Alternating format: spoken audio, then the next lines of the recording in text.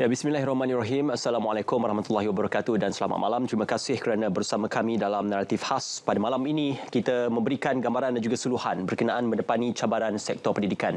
Kementerian Pendidikan Malaysia sudah pastinya merupakan sebuah kementerian yang memberikan tumpuan melibatkan stakeholder antara murid, ibu bapa dan juga guru, dan juga antara kementerian yang menerima peruntukan yang terbesar dalam setiap tahun pembentangan dan juga peruntukan bagi belanjawan. Dan sudah pastinya untuk kita melihat apakah antara cabaran-cabaran penyelesaiannya dan juga pasca PRU15 dengan pelantikan yang berhormat Menteri yang baru untuk kita mendepani cabaran sektor pendidikan, baik di pendidikan sekolah rendah, menengah dan juga pendidikan tertiary untuk matrikulasi. Malam ini saya amat bersatu untuk bersama dengan Yang Berhormat Fadil Nasuddin, Menteri Pendidikan. Apa khabar? Baik, Alhamdulillah. Terima kasih. Alhamdulillah. Selamat datang bersama kami di RTM pada malam ini. YB, kita mulakan terlebih dahulu. Bermula daripada pendidikan rendah, menengah sehinggalah juga melibatkan pendidikan asasi ataupun matrikulasi di bawah Kementerian Pendidikan Malaysia.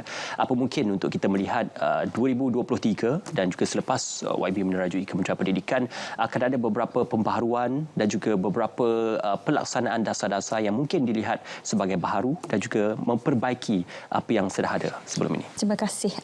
Saya ingat penting ketika ini untuk saya menjelaskan beberapa perkara dan setiap kali perubahan kepimpinan negara berlaku, pastinya akan ada soalan klise. Apakah navigasi kementerian-kementerian ini selepas ini? Dan tidak terkecuali Kementerian Pendidikan Malaysia juga ditanya, dan ini adalah kementerian yang paling akan selalu mendapat perhatian kerana navigasi pendidikan ini akan menentukan corak dan juga pembangunan negara dan juga masa depan anak bangsa. Saya ingin mulakan begini. Ketika ini tumpuan negara adalah kepada isu ekonomi dan juga kos sara hidup. Jadi semua kementerian tidak terkecuali KPM juga menumpukan kepada isu itu. Itu yang pertama. Sebab itu apabila kita bercakap tentang hala tuju, kita bercakap tentang apakah navigasi KPM selepas ini, kita telah menggariskan 7 aspirasi KPM. Ramai yang tanya, oh tidak ada dasar baru. Ini mengejutkan. Saya fikir tidak ada yang mengejutkan kerana kita meneruskan dasar-dasar yang baik sedia ada dengan tumpuan tadi, ekonomi dan kos sara hidup tadi, tapi tidak meminggirkan soal aspirasi itu. So 7 aspirasi ni sangat kritikal ketika ini yang perlu kita tangani dengan segera, dan sebab itu saya fikir 7 aspirasi ini menggambarkan keseluruhan maknanya pergerakan hala tuju dan cabaran yang kita akan hadapi di KPM sepanjang 2023 dan ke hadapan insya-Allah. InsyaAllah. Ya, ramai juga yang bertanyakan berkenaan kepentingan libat urus bersama dengan stakeholder ataupun kita katakan mereka yang berkepentingan di bawah Kementerian Pendidikan Malaysia. Fokusnya sudah pasti kepada murid, guru dan juga melibatkan ibu bapa, malah pihak-pihak berkepentingan yang lain. Jadi apa mungkin isu-isu berbangkit diselesaikan untuk sepanjang tahun 2023 dan juga tahun-tahun mendatang? Saya nak mulakan begini. Ada satu pengalaman yang menarik sebelum saya ingat sebelum saya menjadi ataupun dilantik sebagai Menteri Pendidikan ini, 20 tahun saya sebagai aktivis. Jadi saudara, bila kita bercakap tentang aktivis ini, kita memang bercakap tentang pemegang taruh. Setiap isu tu ada pemegang taruh. Jadi sebagai aktivis wanita dan kanak-kanak, jadi kita sudah biasa dengan pemegang taruh ini. Jadi apa yang kita belajar daripada pemegang taruh ini dan di KPM, satu, KPM punya pemegang taruh terbesar. Kita ada 400,000 lebih guru. Kita ada 5 juta kanak-kanak. Kita ada 10,000 sekolah. 10,000 sekolah, 10,000 perpustakaan lagi. Jadi maknanya kita punyai satu dimensi pengurusan terbesar dari segi pemegang taruh. Dan kemudian pastilah ibu bapa, guru-guru yang kita kasihi dan juga kanak-kanak pelajar kita. Jadi apa maknanya tentang bila kita sebut tentang pemegang taruh ini? Satu, konsultasi, musyawarah kena berlaku, dan saya sepanjang saya berada di KPM saya telah membuka ruang yang seluasnya untuk semua pihak dan pemegang taruh datang ke KPM untuk berbincang dan sama-sama meneliti setiap isu. Saya bagi contoh begini. Kerana pengalaman sebagai aktivis itu banyak juga membuka ruang kepada maknanya kita mendengar daripada akar rumput. Ini sangat penting. Isu-isu yang memberikan kesan kepada guru secara langsung, para pelajar secara langsung, dan juga yang terkait rapat dengan apa yang berlaku dalam pengurusan setiap hari di KPM. Sebab itu saya ingat dalam 7 aspirasi ini kita mengekalkan aspirasi pertama adalah delivery system. maknanya penyampaian, komunikasi yang efektif dan juga penyelesaian kepada aduan-aduan itu. Jadi kalau delivery sistem ini tidak berjalan dengan baik, sebenarnya sangat sukar untuk kita menguruskan isu-isu stakeholder kita dan juga apa yang kita nak bawa secara bersama. Saya ingat pendidikan ini dia tidak hanya terpusat soal di KPM saja. Dia harus juga berlaku dalam segmen-segmen masyarakat yang lain dan juga pemegang taruh tadi adalah maknanya mempunyai kepentingan secara bersama dalam isu pendidikan ini. Seringkali apabila kita berbicara berkenaan tentang apa yang akan digagaskan oleh pihak kementerian, kira-kira mana-mana kementerian sekalipun, termasuklah kementerian yang digambarkan menerima peruntukan terbesar, antara yang terbesar, ialah berkenaan tentang jumlah peruntukan. Saban tahun banyak aduan ataupun mungkin berkenaan tentang sampai ke RTM aduannya. Kita sering kali membaca aduan-aduan ini di laman media sosial, malah ada yang terus saja berdepan dengan Kementerian Pendidikan berkenaan tentang isu peruntukan, sejauh mana cukupnya peruntukan itu untuk setiap sekolah ataupun untuk keperluan murid-murid. Saya fikir memandangkan rancangan kita ni naratif khas. Jadi penting untuk saya menjelaskan tentang naratif yang terkait rapat dengan perbelanjaan dan juga peruntukan di KPM. Ramai yang menyangka kerana kita diperuntukkan satu jumlah yang besar, maka peruntukan itu harus dilihat secara optiknya menguruskan semua urusan-urusan pembangunan dan terkait rapat dengan penyelenggaraan sekolah. Tetapi saya harus betulkan naratif itu, saudara, kerana saya dia peruntukan itu sebenarnya 82%, lebih pada 80% adalah untuk membayar gaji saja. Sebab saya sebut tadi kan kita ada 400,000 guru dan itu belum lagi kita dengan pegawai-pegawai kita di KPM. Dan selebihnya itu baru kita gunakan untuk program-program pembangunan. Dan ini penting untuk saya jelaskan juga dalam 7 aspirasi itu tadi. Salah satunya adalah berkaitan dengan pembangunan sekolah daif dan juga terkait rapat dengan penyelenggaraan, khususnya di Sabah dan Sarawak. Soalnya peruntukan itu mencukupi ataupun tidak, YB? Kita mempunyai target kita. Saya ada target 100 hari dan pastinya kita juga mempunyai kepentingan untuk melihat semula. Sebab itu kita masukkan dalam aspirasi 7 itu kerana kita nak memberikan keutamaan kepada pendidikan dan akses yang berkualiti. Bila kita bercakap tentang pembangunan ini, kita bukan bercakap sahaja tentang pendidikan yang berkualiti, tetapi persekitaran yang selamat untuk kanak-kanak ini belajar khususnya. Sebab sekolah daif ini kategorinya ada pelbagai dan kategori inilah yang kita nak lihat pembangunannya supaya sama semua mendapat akses untuk mereka dengan tujuan belajar.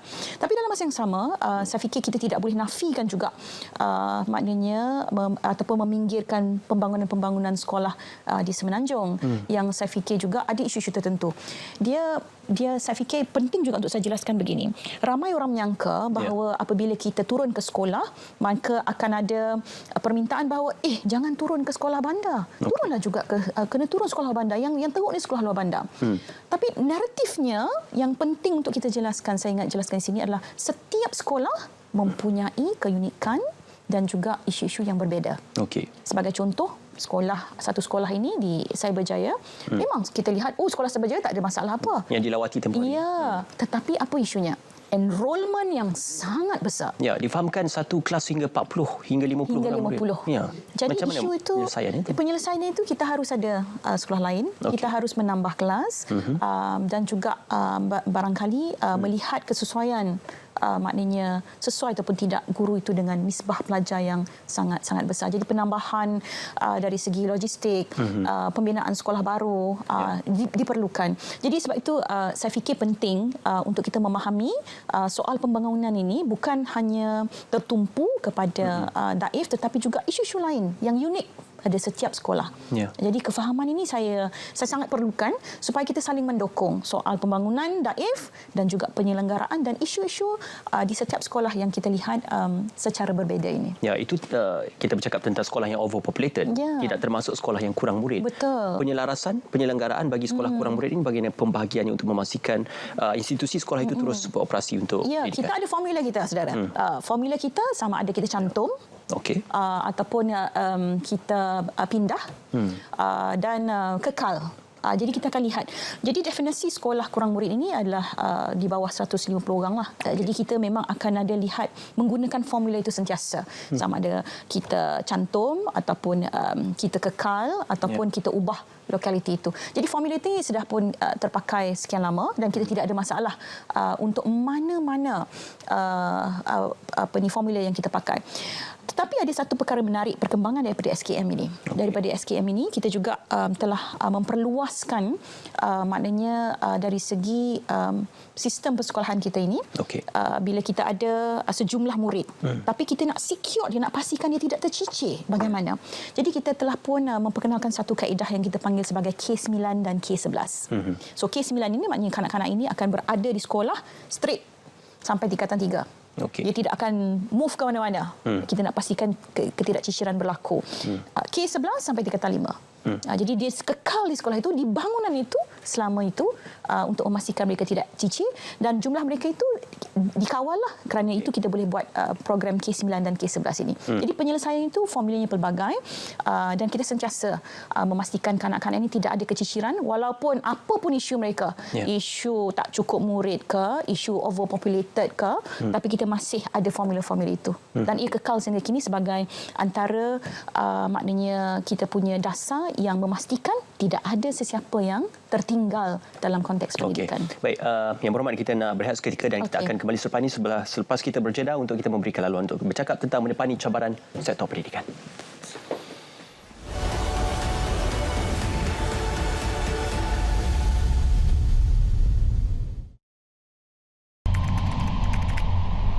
Hentikan penyebaran kandungan berbau hasutan.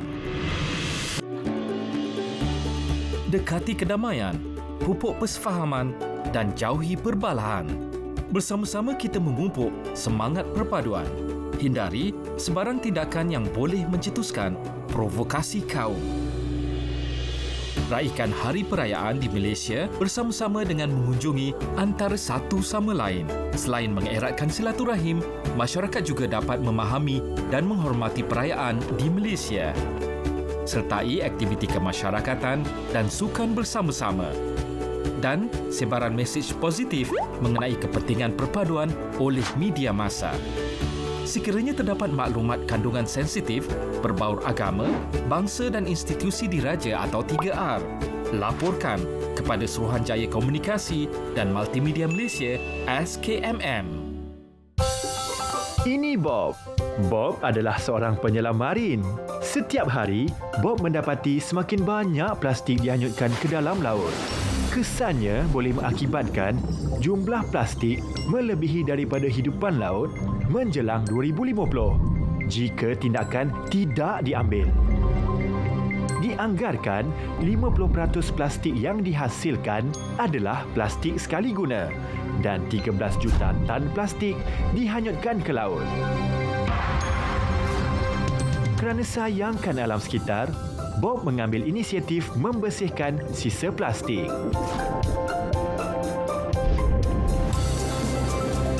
Kita semua boleh memainkan peranan dalam menjaga alam sekitar. Hindari plastik sekali guna.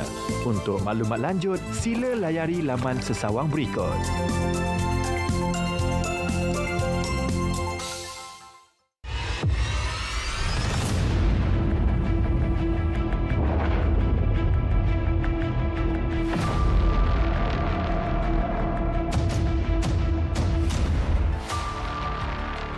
The number of malicious and false statements spread by SMS or social media platforms have become too widespread. The public is advised to be careful and not fall for such ploys and sharing or forwarding such messages. Remember that spreading fake news is an offence under Section 233 of the Communications and Multimedia Act 1998. This carries a penalty of a fine not exceeding 50,000 ringgit or up to 1 year imprisonment or both upon conviction.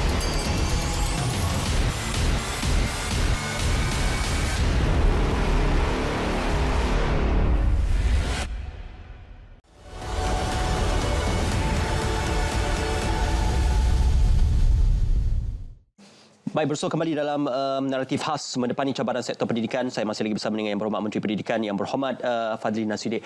YB, ada juga persoalan berkenaan tentang sistem peperiksaan ataupun sistem pengajaran dan juga pembelajaran yang diamalkan di sekolah pada ketika ini. Selepas kita memansuhkan UPSR dan juga PT3 dan hanya tinggal saja pelajaran Malaysia saja, UASA ataupun mungkin ujian akhir sesi akademik dijalankan, malah pentaksiran berasaskan bilik darjah juga dijalankan. Ada setengah ibu bapa juga yang mencadangkan supaya mungkin sistem pemeriksaan nasional diperkenalkan semula kerana motivasi pembelajaran untuk anak-anak itu semakin kurang disebabkan oleh UASA dan juga PBD ini. Apa mungkin respon daripada pihak YB? Baik, saya ingin memulakan begini. Saya fikir penting ketika ini untuk saya menjelaskan dalam 7 aspirasi. Kita tak akan beranjak daripada 7 aspirasi ini, saudara, kerana inilah dia landasan kita masih ketika ini masih kukuh. Jadi dalam 7 aspirasi itu salah satunya adalah kita bercakap tentang pembinaan soal adab, akhlak, integriti yang kita jelmakan dalam konteks karamah insaniah ataupun human dignity ini. Jadi bila kita bercakap tentang human dignity, karamah insaniah ini, adab, akhlak dan integriti ini, kita mahu soal pendidikan ini tidak tertumpu kepada soal akademik semata-mata. Ia harus juga dibina melalui sebuah pendidikan karakter yang kita sebut pendidikan karakter ini, yang melihat para pelajar ini secara holistik. Dan ia memang diangkat dan dipertegaskan dalam falsafah pendidikan kebangsaan. Ia pembinaan secara holistik, jasmani, emosi, intelektual dan rohaninya. Jadi ini sangat penting untuk saya memahamkan, saya fikir ibu bapa yang barangkali di zaman mereka itu, termasuklah saya, barangkali saudara juga, berorientasikan peperiksaan. Jadi kita nak pergi melihat kepada pembangunan kanak-kanak ini yang secara lebih holistik. Tidak ada ibu bapa yang mahu anak-anak ini hanya tertumpu pada satu hala sahaja. Pastinya mereka mahu melihat perkembangan potensi dan ansur maju anak-anak mereka ini dengan lebih holistik. Sebab itu, bila kita memperkenalkan pentaksiran ini dalam bilik darjah pentaksiran berasaskan sekolah ini, ia memberikan ruang yang cukup besar untuk menilai potensi anak-anak kita ini. Tidak ada anak-anak yang akan dipinggirkan, malah membangun. Dan proses ansur maju ini kita akan lihat dari semasa ke semasa. Dan pembangunan ini adalah secara holistik. Sebab itu kita ada segmen-segmen tertentu yang kita mahu anak-anak ini dinilai secara keseluruhannya dan tidak tertumpu pada isu akademik sahaja. UASA, ujian akhir ini, adalah penambahbaikan pada PBS. Jadi maknanya kalau ada ibu bapa yang masih concern, risau tentang bagaimana anak mereka akan dinilai secara akademiknya dan memerlukan unjuran untuk melihat perkembangan akademik mereka, kita sudah tambah baik dengan UASA. Jadi tidak ada kebimbangan dari proses PBS itu dan UASA itu boleh dijalankan serentak. Beralih daripada sistem peperiksaan dan juga strukturalnya itu, kita juga bercakap tentang silibus pendidikan pelajaran yang sebelum ini sudah beberapa tahun kita memasukkan unsur kebat, kemahiran berfikir aras tinggi. Ada juga yang mempertikaikan dan mempersoalkan mungkin situasi cara berfikir, malah ruang pendedahan pendidikan anak-anak di luar bandar dan juga di bandar itu mungkin berbeza kerana cara hidup, gaya hidup dan juga pendedahannya yang juga turut berbeza. Jadi bagaimana kebat ini diasimilasikan juga disesuaikan mengikut peringkat kemampuan anak-anak dan juga murid-murid itu sendiri. Saya fikir ini juga antara concern terbesar pemegang-pemegang taruh, khususnya ibu bapa dan guru-guru. Barangkali di peringkat guru adalah bagaimana untuk menyampaikan kurikulum ini, dan ibu bapa bagaimana juga mereka melihat perkembangan anak-anak mereka berdasarkan kurikulum ini. Saya nak berkongsikan begini. Saya fikir penting untuk kita memahami bila kita cakap tentang kurikulum ini, ia tidak dibuat secara sembrono. Ini penting, saudara, untuk kita memberikan keyakinan dan jaminan kepada ibu bapa dan guru-guru. Ia tidak dibuat secara sembrono, tetapi ada prosesnya. Konsultasi dengan pakar-pakar kurikulum, kemudian revisit juga kita lakukan. Kemudian ada dasar-dasar yang harus berlaku secara ansur maju tadi untuk berdasarkan pada kanak-kanak punya perkembangan. Sebab itu saya fikir bila kita cakap tentang silibus ini, sangat penting untuk kita mendengar daripada guru-guru yang menyampaikan. Sebab tu dia akan kembali kepada teras yang pertama, delivery system. Adakah bila kita bercakap tentang kurikulum ini, guru-guru juga menerima maknanya mesej yang sama, pedagogi yang sama dan metod yang sama sebagaimana yang kita mahukan. Itu yang pertama. Dan kedua, saya fikir penting juga untuk kita melihat, sebab saya sebut tadi tentang revisit, konsultasi dan juga pelan pendidikan. Jadi kita sudah ada pelan pendidikan yang akan membuat landing pada 2025, akan tamat pada 2025. So persediaan kita daripada hari ini nak menuju ke 2025 ini sudah pun kita bersedia. Maknanya untuk sambut berakhirnya pelan pendidikan 2025 tersebut. Jadi semua proses ini harus dilihat secara sinerginya dan kesannya kepada kanak-kanak ini yang saya pasti ia tidak mudah, tetapi saya mahu yakinkan bahawa ia memang berlaku secara profesional, musyawarah konsultasi dengan kepakaran yang kita ada dalam Malaysia. Ya, kita tidak mahu kebat ataupun apa jua cadangan itu melibatkan seolah-olah tindakan syok sendiri yang mana mungkin akan menyukarkan anak-anak yang mungkin sedang mengejar untuk setara dengan sistem pendidikan tersebut. Sebelum ini kita sudah sedia maklum berkenaan tentang memperkasakan STEM, sains, teknologi dan sebagainya serta matematik. Tetapi sejauh mana tahap keupayaan anak-anak ini dalam pemahaman dan juga penguasaan kepada STEM dalam silibus pendidikan? Saya ingat untuk berlaku adil kepada anak-anak dan juga berlaku adil kepada guru-guru kami juga penting untuk kita berlaku adil kepada semua pihak. Jadi sebab itu barangkali antara perkara yang menjadi keutamaan saya adalah latihan guru. Jadi ini kita akan maknanya perkukuhkan dan akan perjuangkan sebenarnya dalam semua segmen, apatah lagi dalam segmen belanjawan untuk memastikan guru-guru kita mendapat latihan yang secukupnya dan tahap profesionalisme ini dipertingkatkan. Maknanya guru-guru ini kita tidak bercakap lagi tentang guru-guru yang biasa-biasa, saudara. Kita bercakap tentang guru-guru yang akan menguasai satu zaman yang fenomenal, iaitu zaman digital. Sebab itu antara perkara yang sedang kita buat dan akan kita perkenalkan dan juga kita perkukuhkan adalah dasar digital, maknanya pendidikan digital kebangsaan ini. Dasar pendidikan digital ini saya rasa sangat penting ketika ini bagi meraihkan maknanya dari segi penglibatan dan juga perkembangan semasa. Jadi saya fikir tidak ada ruang untuk kita untuk melihat kesenjangan ini lagi berlaku. Malah kita kena keep up dengan pace yang ada ini, dengan kemajuan teknologi dan sebagainya, dan guru-guru kita insya-Allah kita akan sediakan melalui latihan-latihan tersebut. Tapi YB, infrastruktur digital kita masih lagi belum berada pada tahap yang mapan. Jadi bagaimana boleh membantu menyokong dasar digital yang ingin diperkenalkan Kementerian Pendidikan kalau isu-isu berkenaan jaringan internet, malah isu berkenaan device ataupun peranti itu juga masih menjadi perdebatan. Saya setuju, sebab itu kita perlukan dasar ini. So dasar ini, dasar digital, pendidikan digital ini akan menjadikan infrastruktur ini dilengkapkan. Jadi tak ada siapa yang akan ketinggalan, kerana bila kita ada dasar, maka infrastruktur kena datang. Kena dipersiapkan. Bila kita ada dasar, peranti kena lengkap. Bila boleh bersedia itu? Kita sedang dalam proses menyediakan itu semua. Sebenarnya saya ingat ini antara perbincangan kita dengan, kerana ia juga merentas kementerian yang lain. Jadi saya fikir persiapan-persiapan itu kita sedang lakukan dan kita nak pastikan maknanya dalam tempoh yang terdekat. Saya bagi contoh 2030 misalnya, kita nak semua sudah lengkap. Jadi perjuangan itu saya ingat tidaklah terlalu sukar, kerana dalam konteks hari ini persiapan itu sudah ada. Dan yang penting adalah dasar. Bila kita ada dasar, maka proses itu akan lebih mudah, kerana ia akan dilihat secara menyeluruh dan tidak terpinggir-pinggir lagi. Dan saya fikir dalam konteks peranti itu, sebab itu kita address dalam 7 aspirasi itu kemiskinan multidimensi. Salah satunya adalah kemiskinan peranti yang sedang kita lihat dan tangani. Saya juga nak menyentuh berkenaan tentang kemenjadian murid. Ini juga banyak berfokus kepada apa yang diajar, apa yang dipelajari dan juga apa yang dihadam di peringkat sekolah.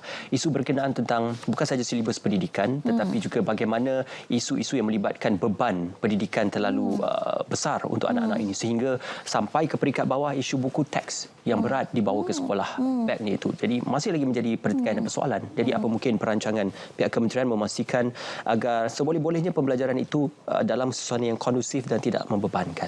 Saya fikir bila kita akan perkenalkan dasar pendidikan digital ini, ia akan menyelesaikan beberapa perkara, dan apatah lagi berkaitan dengan isu buku teks, beg berat dan sebagainya, kerana kita sudah pun mempunyai satu kaedah pembelajaran yang terpusat dan juga menyeluruh dan juga akan dibimbing oleh guru-guru dengan kepakaran yang ada. Saya fikir ini adalah suasana yang kita nantikan jika yang saya fikir yang dibimbangi itu adalah soal-soal yang terkait rapat dengan isu-isu tersebut. Kita memang mengambil perhatian. Saya nak bagi jaminan kepada ibu bapa, guru-guru, para pentadbir sekolah bahawa kita memang mendengar dan sedang mengambil perhatian. Dan setiap isu ini kita akan maknanya tangani. Sebab itu ia membawa kepada satu lagi aspirasi yang cukup besar, iaitu saya akan mengaktifkan semula dan menggerakkan semula Majlis Penasihat Pendidikan Kebangsaan MPPK yang kita akan umumkan dalam minggu depan insya-Allah. Fungsinya ialah mana boleh bagi tahu lagi, surprise. Kita akan umumkan dalam satu majlis khas. Dan ini antara isu-isu yang harus mereka lihat dan memberikan pandangan. Kita akan nantikan. Ya, dan komposisi ahli itu sangat memberikan makna kepada majlis ini supaya semua isu yang terkait rapat dengan sekolah, guru, beban guru dan sebagainya kita selesaikan dengan rujukan dan juga nasihat daripada majlis. Ahli-ahlinya daripada stakeholder juga. Oh, mesti. Dan yang paling penting adalah untuk menyelesaikan isu beban guru. Ini yang kita sedang lihat. Itu isu pertama yang akan diselesaikan. Okay. Baik, kita nantikan Majlis Rundingan Pendidikan. Majlis Penasihat Pendidikan Kebangsaan. InsyaAllah. Dan kita nak berjeda seketika sebelum kita meneruskan perbincangan berkenaan tentang beban guru seperti mana yang disebutkan tadi sebelum kita berehat. Guru ini digambarkan pada waktu kini menjalankan bukan tugas mengajar, pembelajaran dan juga pengajaran, tetapi juga perkeranian. Malah ada juga guru yang menghantar anak-anak yang sakit ke klinik, yang juga terpaksa menghantar anak-anak ke luar kawasan dan sebagainya. Jadi apa mungkin kita nak melihatkan perkara ini diperjelaskan dan juga ditekuni dengan lebih lanjut. Kita nak berehat seketika dan kita akan kembali selepas ini dalam Naratif Khas.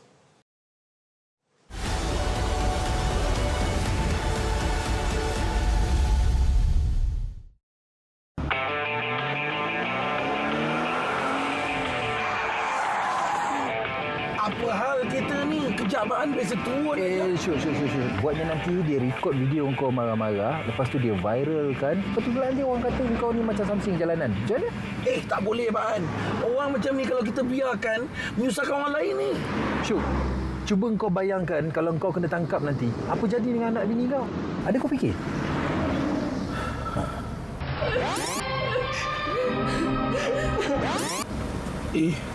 Takutlah saya, Baan. Kesian tak ada siapa nak tolong anak bini saya kat rumah. Syuk, biarkan. Tugas ni biarkan pihak berkuasa yang jalankan kerja dia orang. Tugas kita patuhi undang-undang jalan raya. Kita jangan ikut perangai macam dia. Kalau Abang cakap macam tu, baiklah. Sikap anda mengubah segalanya. Kawal emosi dan patuhi undang-undang jalan raya.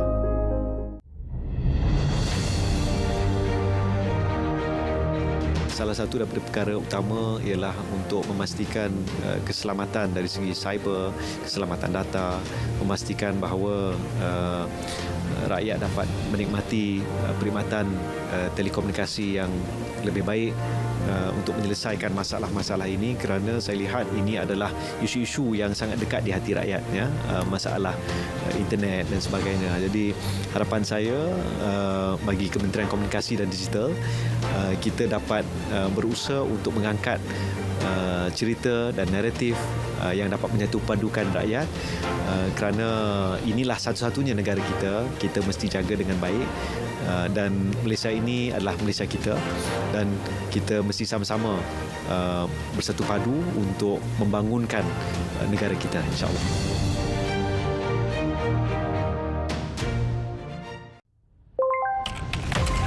Dalam kita membangunkan aplikasi yang memberi kesejahteraan kepada negara, ada yang menyalahgunakannya. Sejak kebelakangan ini, terdapat peningkatan ketara dalam penyebaran maklumat atau berita palsu yang boleh menimbulkan kekeliruan dan kegusaran di kalangan masyarakat. Ancaman berita palsu tanpa verifikasi sumber, fakta dan maklumat memberi impak serta implikasi negatif kepada rakyat dan negara. Sebarang penyebaran berita palsu akan dikenakan tindakan undang-undang serta didakwa mengikut Seksyen 505 Kanun Kesiksaan dan Seksyen 233 Akta Komunikasi dan Multimedia 1998. Denda maksimum RM50,000 atau penjara tidak melebihi 1 tahun atau kedua-duanya, dan juga denda selanjutnya setiap hari kesalahan berjumlah RM1,000. Bersama, cegah berita palsu. Sebar fakta, bukan dusta. Tidak pasti, jangan kongsi.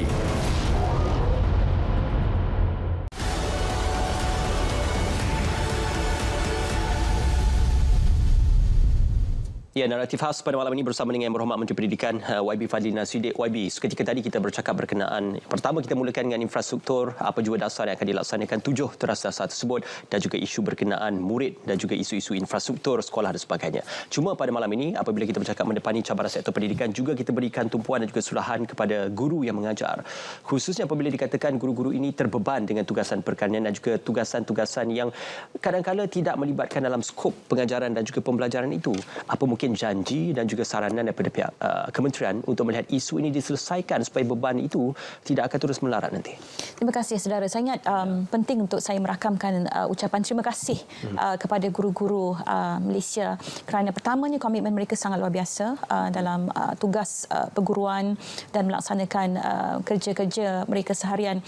Yang kedua, betapa passionate-nya mereka dengan kerjaya ini sehingga apabila saya fikir melihat pengorbanan-pengorbanan mereka itu menjadikan ialah inspirasi untuk saya terus memastikan bahawa keutamaan mereka sentiasa menjadi keutamaan KPM. Sebab itu saudara, bila kita bercakap tentang sekolah ini, kita sudah ada tagline yang cukup penting. Murid ceria, guru bahagia. Ya, sekolah bitara, negara sejahtera. Jadi dalam konteks ini kita mahukan suasana itu. Ekosistem ini sangat penting untuk guru melaksanakan tugas-tugas mereka. Sebab itu kita sentiasa mengambil langkah proaktif bila berhadapan dengan isu beban guru ini. Kita mahu lihat kerja-kerja pengkeranian ini memang bukan tugas guru, sepatutnya ditumpukan pada pengajaran. Dalam masa yang sama, deskripsi tugas-tugas guru ini juga telah pun kita perjelaskan. Sebab itu kita harus kembali kepada teras yang pertama tadi, delivery system. Bagaimana kita memahamkan pihak sekolah, PPD, JPN dan guru-guru tugas-tugas mereka. Dan yang kedua, saya ingat jaminan melalui Majlis Penasihat Pendidikan Kebangsaan tadi yang akan mencari jalan penyelesaian kepada isu-isu ini, dan termasuklah juga kajian-kajian yang telah pun kita buat berkaitan dengan beban tugas guru ini. Jadi saya nak tegaskan dan memberi jaminan bahawa ini memang berada betul-betul bawah mikroskop kita ni di KPM. Dalam perhatian mikroskop lagi. Ya, dia betul-betul kita lihat secara tuntasnya untuk diselesaikan. Dan kita mohon beri sedikit masa supaya isu-isu dan tugas-tugas beban guru ini dapat kita tangani secara lebih holistik. Dan berkesan, yang penting berkesan, sebab kita nak guru kita bahagia tadi. Sebab tagline kita tu kembali kepada tagline kita tadi. Murid ceria, guru bahagia, sekolah bitara, negara sejahtera. Tuntutan juga daripada pihak guru berkenaan tentang kenaikan pangkat secara time base untuk kita melihat bagaimana perjalanan karier seorang guru itu dan juga pemilihan option yang bersesuaian dengan apa yang boleh diajar dan juga boleh dihadam oleh pihak guru itu. Jadi apakah sudah perkara ini dibincangkan di peringkat sudah sentiasa it's an ongoing perbincangan. Sebab itu saya kata tugasan guru ini ataupun profesionalism guru ini sangat kita perlu jaga. Sebab itu dalam konteks komitmen kita di peringkat KPM adalah untuk melihat tahap profesionalisme guru ini sentiasa dipertingkatkan. Sebab itu saya tidak kompromi dalam soal latihan, soal kenaikan pangkat, soal memberikan lebih banyak ruang kepada guru untuk menjadi guru pakar, guru cemerlang dan sebagainya, kerana kita mahu kepakaran-kepakaran itu lahir daripada guru yang menguasai akar rumput ini, yang jelas secara maknanya passion dan juga kepakarannya tertumpu kepada pengajaran dan juga bagaimana mereka mengendalikan kelas-kelas mereka dan murid mereka. Ini penting untuk kita lihat bahawa pada masa hadapan kerjaya guru ini sentiasa dipandang tinggi dan martabat guru ini sentiasa berada di keutamaan KPM. YB, sebelum ini inisiatif untuk one-off pengambilan guru tersebut mungkin mendapat sambutan menggalakkan daripada mereka mencari pekerjaan dan juga untuk menambahkan bilangan mereka yang mengajar ataupun tugas sebagai pendidik. Tetapi ada juga suara-suara sumbang yang mengatakan bahawasanya apabila one-off ini diperkenalkan, ia seolah-olah akan merencatkan sedikit kualiti pendidikan, kualiti perguruan itu sendiri. Malah ada juga mereka yang sudah lama dalam bidang ini melihat isu ini perlu diperhalusi supaya latihan dalam bidang pendidikan, pengajaran pedagogi pendidikan perlu diberikan perhatian lanjut. Apakah mungkin akan diperkenalkan semula one-off ini untuk masa-masa mendatang? Saya fikir pertama pertamanya saya nak ucapkan terima kasih sekali lagi kepada mereka yang sentiasa memilih kerjaya perguruan ini sebagai kerjaya, dan saya tidak mahu, saya tidak fikir mereka menjadikan kerjaya perguruan ini kerana tidak ada pekerjaan lain. Tetapi kerana passion yang cukup tinggi dan juga mereka tahu bagaimana kerjaya ini memberikan kesan yang cukup besar. Saya nak jawab isu one off ni begini. Kita tidak kompromi soal kualiti. Sebab itu apa pun maknanya cara pengambilan itu mesti disertai dengan kursus susulan. Maknanya mereka harus juga menghadiri kursus-kursus tertentu bagi memastikan bahawa kemahiran perguruan mereka ini sentiasa ditambah baik. Siapa guru saudara yang paling saudara ingat sepanjang persekolahan? Kalau saya sebutkan namanya, tetapi ramai nama yang banyak berjasa kepada saya. Jadi sebab itu saya fikir kita tak boleh kompromi soal latihan. Kerana memang cikgunya kita akan sentiasa bagi kesan. Guru paling garang mesti kita ingat. Guru paling baik mesti kita ingat. Kan sentiasa ada segmen-segmen yang membuatkan kita tahu bagaimana bimbingan dan guru ini memberikan kesan pada kita. Sebab itulah proses latihan ini kita tidak kompromi. Walau apa pun cara kemasukan itu, tetapi sentiasa ditambah baik. Saya bagi contoh guru kaunseling misalnya. Ramai yang barangkali tidak perasan bahawa KPM mempunyai kepakaran dalam memastikan guru-guru kaunseling kita ini sentiasa ditambah baik. Saya bagi contoh semasa tragedi Batang Kali, kita menyediakan satu pasukan yang bekerjasama dengan KKM untuk tujuan sokongan psikososial. Kemudian ketika tragedi banjir misalnya, maknanya kita menyediakan juga guru-guru ini supaya dapat memberikan sokongan dan dukungan dari segi psikososial ketika bencana berlaku. Jadi ada kemahiran-kemahiran tertentu, kepakaran-kepakaran tertentu yang kita memang bagi tumpuan. Makanya selepas ini kebajikan guru akan lebih diperhalusi. InsyaAllah. Katakan di bawah mikroskop. Mikroskop, betul. Okey, YB, ini juga berkenaan tentang takwim kalender persekolahan. Disebabkan oleh pandemik COVID-19, kita sudah pun mula menganjakkan dengan sesi persekolahan bermula sekitar Mac ataupun April untuk sesi tahun yang baru ataupun sesi takwim yang baru. Tetapi apakah cadangan untuk mengembalikan semula kepada sesi takwim seperti biasa bermula 1 atau 2 Januari? Ya, saya fikir saya memahami, sangat memahami kita panggil sentimen ibu bapa yang mahukan sesi persekolahan bermula pada Januari. Dia ada kenangan dan momentum yang sangat penting untuk ibu bapa ni yang menyebabkan mereka merasakan ada keseronokan membeli menyiapkan barangan untuk bersekolah. Tahun baru kan? Tahun baru, ya, itu sesuai dengan tahun baru. Tetapi saya ingin menyebut begini, bahawa kita akan kembali dan boleh kembali pun kepada Januari. Tetapi bila agak-agak? Inilah dia. Tetapi ni macam ada anak nak masuk Januari je. Tetapi saya fikir ada beberapa perkara yang kita mengambil kira kebajikan guru. Kita ambil kira yang paling penting juga adalah kanak-kanak ini harus melalui satu kita panggil kitaran persekolahan sekitar 190 hari menurut Akta Pendidikan. Dia tak boleh less dan tak boleh kurang daripada itu. Jadi kitaran itu harus berlangsung dan juga mengambil kira beberapa perkara khususnya peperiksaan. Kemudian ekonomi negara yang akan memberikan impak kepada pihak-pihak ini dan juga peperiksaan-peperiksaan yang bertembung dengan musim tengkujuh dan juga dijangka berlaku bencana-bencana pada hujung tahun. Jadi proses ini kita lalui, justifikasi ini kita sentiasa lihat, tetapi bagi kita ruang sedikit untuk kita selesaikan kitaran-kitaran ini semua sebelum kita kembali kepada Januari.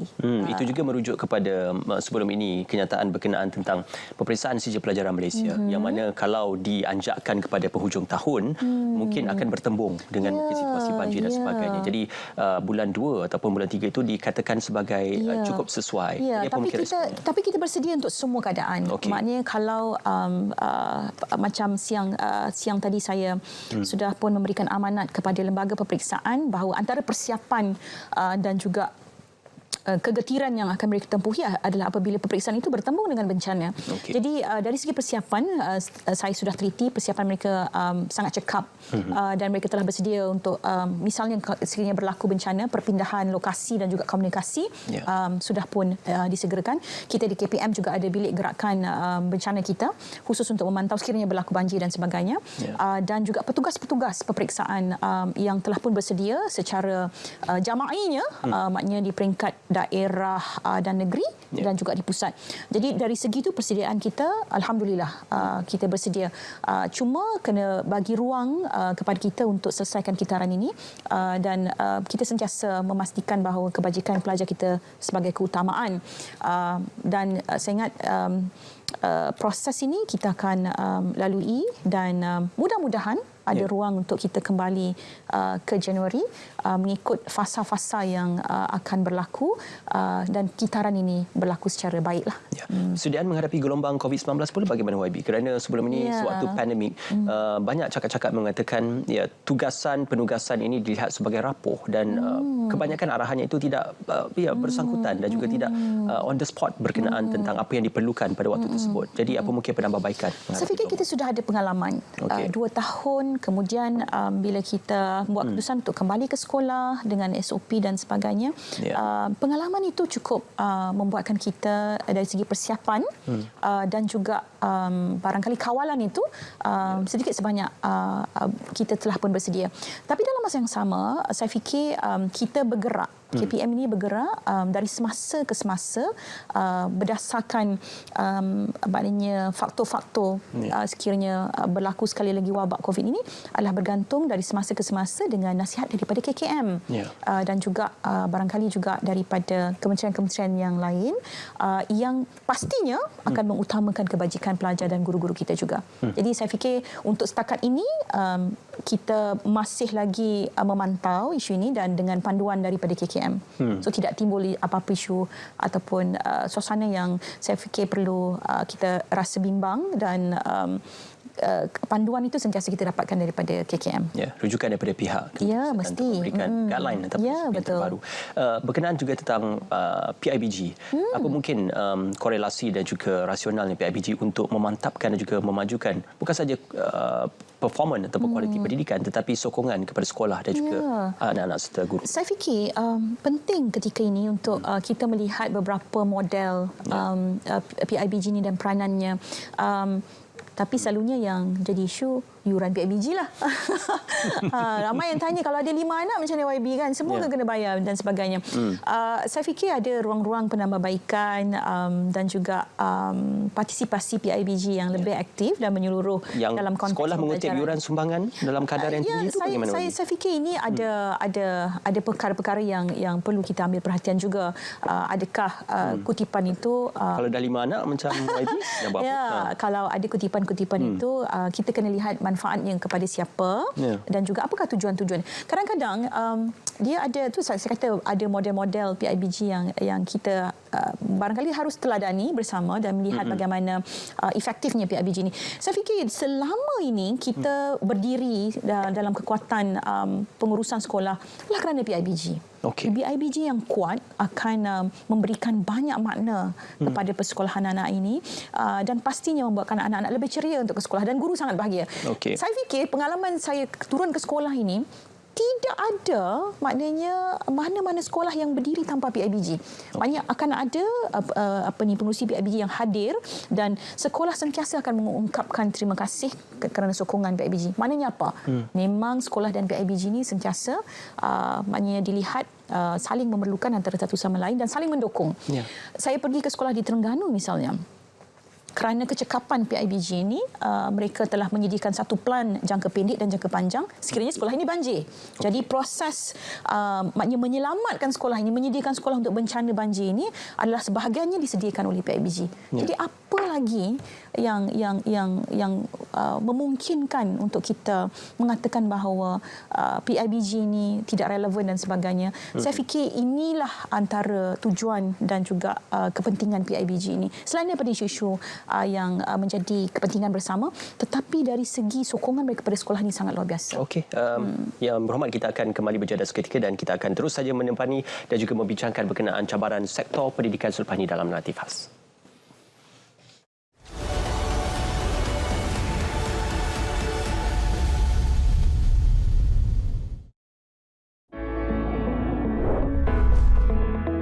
Malaysia sebuah negara yang kaya dengan kepelbagaian biodiversity dan tersenarai sebagai 17 negara mega diversity di dunia. Jabatan Perikanan Malaysia berusaha untuk mengenal pasti dan menambah bilangan kawasan sentuari perikanan darat bagi spesies hidupan air tawar yang terancam. Spesies akuatik asli terancam kesan daripada pembukaan tanah, pengubahsuaian sungai dan pelepasan umum spesies asing. Anda boleh membantu mengatasinya melalui pemantauan oleh komuniti, mempromosi spesies ikan asli, aktiviti penguatkuasaan, kerjasama pintar melalui jaringan pihak berkepentingan dan memperkasa komuniti setempat melalui rahsia pemilikan terhadap sungai. Untuk maklumat lanjut, layari www.dof.gov.my. Lindungi ikan asli. Kakak, jangan buat macam tu. Kenapa?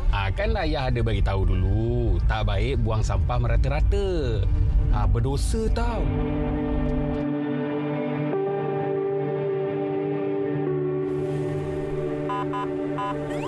Kena dah. Saman ni. Tuan. Apa bagi, Cik? Minta IC, Cik? Boleh. Kesalahan lampu merah, Cik. Tuan, Tuan, kau timah sikit, Tuan. Ayah, janganlah macam tu. Itu kan rasuah. Berdosa tau. Betul apa yang nak Cik cakap. Jangan lama macam tu, Cik. Ni saman. Maaf, Cik. Hati-hati madu, Cik.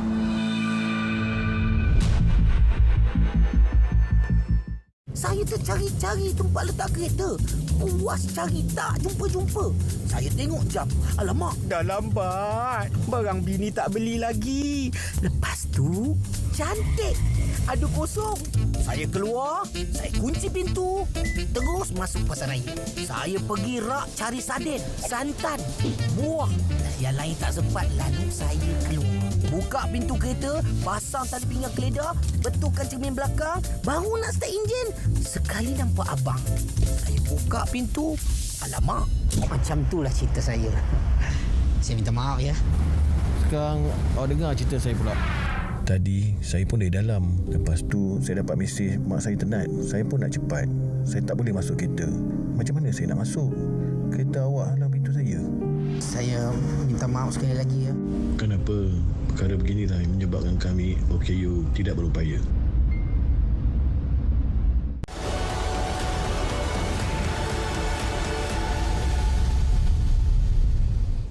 Baik, kita berusaha kembali dalam naratif khas menepani cabaran sektor pendidikan khas pada malam ini bersama dengan Yang Berhormat Menteri Pendidikan Yang Berhormat Fadzil Nasuddin. YB, Yang Berhormat Perdana Menteri mengumumkan bantuan khas persekolahan.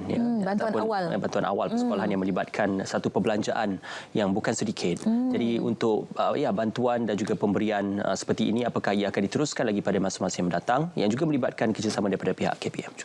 Saya fikir ini antara pengumuman penting selain daripada beberapa preamble kita berkaitan dengan persekolahan ini, iaitu berkaitan dengan rancangan makanan tambahan dan juga bantuan awal persekolahan. Saya nak tegaskan begini, ketika beliau mengumumkan bantuan awal persekolahan ini untuk semua, tidak ada yang terkecuali, maknanya siapa sahaja, maknanya tidak kira berapa pun pendapatan ibu bapa ini akan menerima jumlah yang sama dan untuk setiap anak. Yang pastinya mereka haruslah melalui dalam sistem persekolahan kerajaan lah ya. Jadi bantuan awal persekolahan ini adalah satu bantuan yang memang kita berikan pada setiap tahun. Cuma ada tahun yang barangkali dipilih bersasar, tapi kali ini tidak. Kita memang nak bagi pada semua. Itu yang pertama. Jadi ini adalah program seingat bantuan yang kita bagi secara konsisten. Di KPM sahaja kita ada lebih kurang 18 jenis bantuan sebenarnya untuk kanak-kanak dan pelajar bersekolah yang terkait rapat dengan persekolahan mereka. Dan bantuan awal persekolahan ini adalah salah satu daripadanya. Okey, antara sarapan percuma dan juga memperkasakan RMT, yang mana menjadi keutamaan pada pihak KPM pada ketika ini? Ketika ini kita dalam belanjawan yang lepas kita telah berjaya menaikkan harga untuk RMT ini. Saya ingat RMT ni dia bukan soal penyediaan itu saja. Penyediaan itu saja sudah pun melibatkan beberapa kementerian yang lain kerana ia bersifat isu nutrisi. Tapi sekali lagi kalau kita kembali saudara kepada isu ataupun 7 teras tadi, kemiskinan multidimensi tadi, dan salah satu kemiskinan yang kita nak tangani adalah kemiskinan yang terkait rapat dengan malnutrisi. Sebab itu bila saya sebut kemiskinan multidimensi ini, kita bercakap tentang juga maknanya penyelesaian yang multidimensi. Jadi salah satu penyelesaian multidimensi ini adalah melalui RMT. Dan kita bagi tumpuan kepada RMT ini dalam konteks untuk memastikan bahawa isu-isu malnutrisi, keluarga B40, kanak-kanak yang datang ke sekolah tidak lapar, dan juga bagi memastikan tahap nutrisi dan kesihatan anak-anak kita semakin baik. Jadi bila kita dah berjaya naikkan tu, perjuangan menaikkan maknanya untuk sokongan kepada RMT ini, saya fikir ia adalah satu perjuangan yang cukup penting kerana kita sentiasa mahukan anak-anak kita ini mendapat nutrisi yang benar-benar memberikan makna kepada kesihatan mereka dan pembelajaran mereka. Apakah penambahan peruntukan untuk RMT itu cukup dan juga mampu untuk memberikan makanan yang penuh dengan nutrisi dengan kenaikan harga barang dan sebagainya yang tidak boleh ditanggung dan juga beban yang ditanggung oleh mungkin peniaga-peniaga kantin, peniaga yang menjalankan RMT ini? Kita ambil perhatian dalam konteks itu secara keseluruhan. Saya fikir tidak ada siapa yang terpinggir dalam soal itu, baik pengusaha kantin, baik sekolah, baik kanak-kanak ini, dan mereka ini saling berkait. Jadi sebab itu antara keputusan awal kita untuk mengurangkan beban pengusaha kantin itu adalah menangguhkan ataupun maknanya mereka membayar sewa kantin ini sehingga Mac.